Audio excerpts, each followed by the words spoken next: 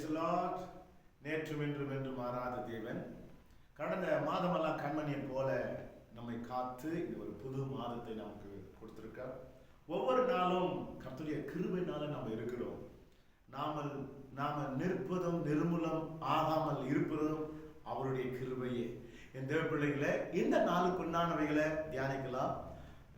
ஆண்டவர் பேசுகிற ஒவ்வொரு வார்த்தைகளையும் நம்ம தியானிக்கும் போது அந்த காரியம் உங்களுடைய வாழ்க்கையில நிறைவேறதுக்காக. ஆனா இந்த மாதம் அவர் பேசியிருக்கிற காரியங்களை நம்ம தியானிக்கிற ஒரு காரியம் என்னன்னாக்கா, எரேமியா தீர்க்கதரிசியின் புஸ்தகத்துல நமக்காக கொடுக்கப்பட்டிருக்கிற ஜீவ வார்த்தை, அது நித்திய வார்த்தை. 29ஆம் அதிகாரத்துல 11-14 வரைக்கும் வாசிக்க கேளுங்க. நீங்கள் எதிர்பார்த்து இருக்கும் முடிவை உங்களுக்கு கொடுக்கும்படிக்கு நான் உங்கள் பேரில் நினைத்திருக்கிற நினைவுகளை அறிவேன் என்று கர்த்தர் சொல்லுகிறார். அவைகள் தீமைக்கல்ல, சமாதானத்துக்கு ஏதுவான நினைவுகளே. இந்த பிள்ளைகளே, நாம எதிர்பார்த்து ஆசையோட ஏக்கத்தோட நம்மளால முடியாத காரியங்களை இது நடக்குமா, யார் நமக்கு உதவி பண்ணுவா, யாராவது இருக்காங்களா, தடுமாறி கொண்டிருக்கிற காரியம், ஐயோ இது எனக்கு நடந்துட்டா நல்லா இருக்குமே என்று நினைத்து கொண்டிருக்கிற காரியங்களை உனக்குள்ள ஒரு அங்கலாய்ப்பா போராட்டமா இருக்கலாம். ஆனா கர்த்தர் சொல்லுகிற ஒரு வார்த்தை பாருங்க, இந்த வார்த்தையை பிடிச்சு கொள்ளுங்க. சொல்லுகிற ஒரு வார்த்தை, நீங்கள் எதிர்பார்த்து இருக்கும்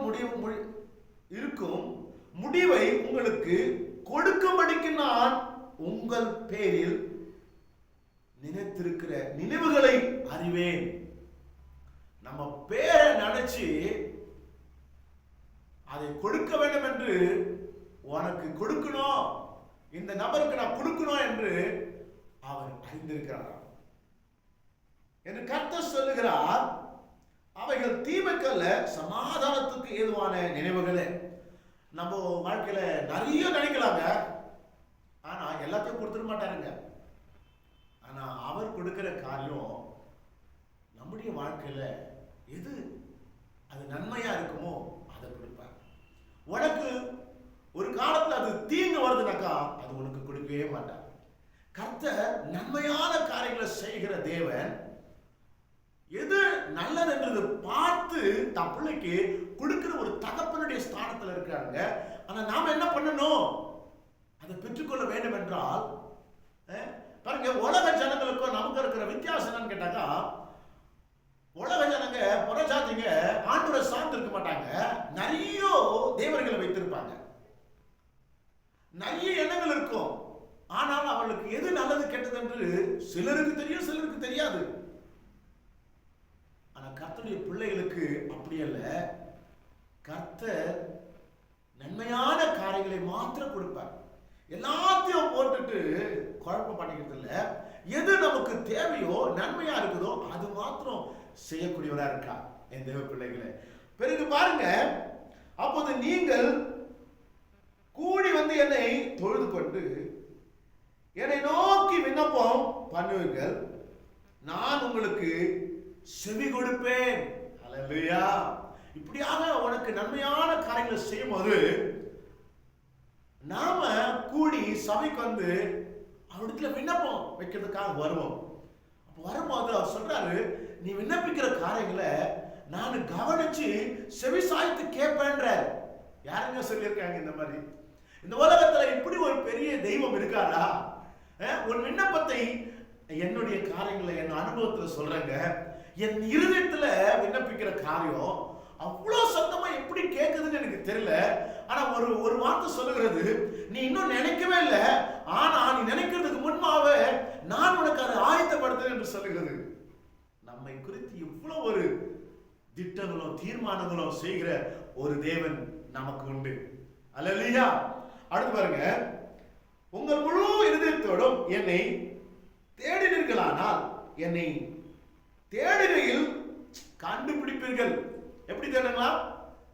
அநேகர் வருகை பத்தி சொல்லிட்டு இருக்காங்க. ஆனா வருகை என்னன்னு கேட்டாங்க, எப்போ நீ முழு உள்ளத்தோட முழு இருதயத்தோட அவர் காணப்படுவார். நீங்க கண்டுபிடிப்பீங்க.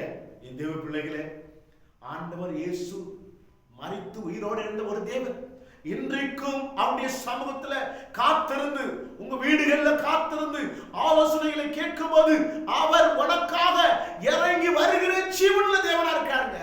முழு இருதயத்தோட, முழு சிந்தையோட, முழு பலத்தோட அவருடைய சமூகத்தை தேடுங்க. ஓய்வு நாள் ஆசரிங்க, மாத பிறப்பு நாளை ஆசரிங்க. இந்த மாதம் முழுவதுமாக கண்மணியை போல காக்கிற ஒரு தெய்வம் நமக்கு உண்டு. நாட்களை கூட்டிக் கொள்ளுங்க, வருஷங்களை கூட்டிக் கொள்ளுங்க, உன் சந்ததிகளை ஆரோக்கியமாக வைத்துக் கொள்ளுங்க. ஒரு வசனம் பாருங்க அடுத்து, நான் உங்களுக்கு காணப்படுவேன் என்று கர்த்தர் சொல்லுகிறார்.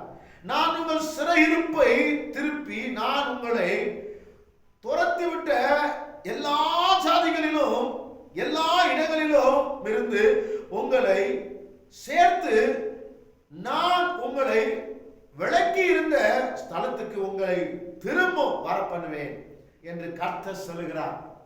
எல்லாரும் கைவிடப்பட்டிருக்காங்க, கர்த்தர் திரும்பமாக அவருடைய ராஜ்யத்தில் சேர்த்துக் கொள்ளுகிறார்.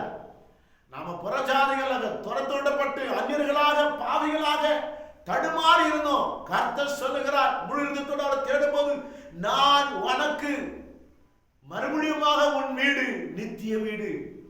ஒவ்வொரு உயிரும் ஒவ்வொரு ஜீவனமும் பரலோகத்திலிருந்து வந்ததுங்க, ஒவ்வொரு சோலம் பரலோகத்திலிருந்து வந்ததுங்க. அப்படி இருக்கும்போது அவர் சொல்லுகிறார், இந்த மாதத்துல உனக்காக வெளிப்படுத்தின விஷயத்துல 3:8 சொல்லுகிறது, உனக்காக திறந்த வாசல் இருக்கும், அது ஒருவராலும் தடைப்படாது. வெளிப்படுத்தின விஷயத்துல 3ஆம் அதிகாரம் 8ஆம் வசனத்திலே சொல்லுகிறது, உனக்காக பரலோக கதவு திறந்திருக்கும். உனக்காக இந்த பூமியில உன்னுடைய சுதந்திரத்தை தடுக்கிறதுக்கு ஒருவரால வர முடியாது. உனக்காக சகலமும் திறந்திருக்கும். என் தேவ பிள்ளைகளே, இந்த மாசம் உங்களுக்கு ஆசீர்வாதமா இருக்கட்டும். இந்த மாதம் முழுவதுமாக கர்த்தர் உங்க தேவைகளையும் சந்திக்கட்டும், கூலிகளை சந்திக்கட்டும், உன் குடும்பங்களை ஆசீர்வதிக்கட்டும். காத்திருங்க, அவருடைய சமூகத்தில் எதிர்பார்த்திருங்க. கர்த்தர் நன்மையானவைகளை செய்வார். ஜெபிக்கலாங்க.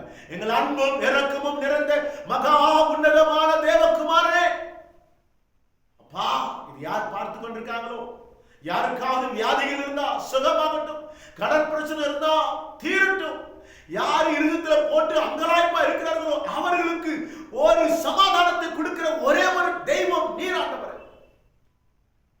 உலக அநேக காரியங்களை விட்டு உம்மை முழு இருதயத்தோட தேடி உம்முடைய அன்பை பெற்றுக்கொண்டு நித்திய ஜீவனத்துக்கு ஏதுவான சுதந்திரத்தை இந்த பூமியில பெற்றுக்கொள்ளுகிற பாக்கியத்தை கொடுங்க. தேவைகள் எல்லாம் சாதிங்க, பிள்ளைகளை ஆசிரியங்க, எந்த ஒரு நோய் வரக்கூடாது, எந்த ஒரு வீழ்ச்சியும் வரக்கூடாது. அப்படியாக ஆசிரியர் நடத்து. துதிகான மையமெல்லாம் நமக்கு சுத்திரும். இயேசு வல்லமையுள்ள ஜீவன நாமத்தில் பிதாவே, ஆமென், ஆமென். God bless you. கர்த்தர் உங்களை ஆசீர்வதிப்பார். உங்களுக்கு இது பிரயோஜனமா இருந்தா யாருக்காக அனுப்புங்க. இந்த ஜெபத்தை கேட்கட்டும், இந்த வசனத்தை கேட்கட்டும், அவங்க வாழ்க்கையில இதே நிறைவேறும். God bless you.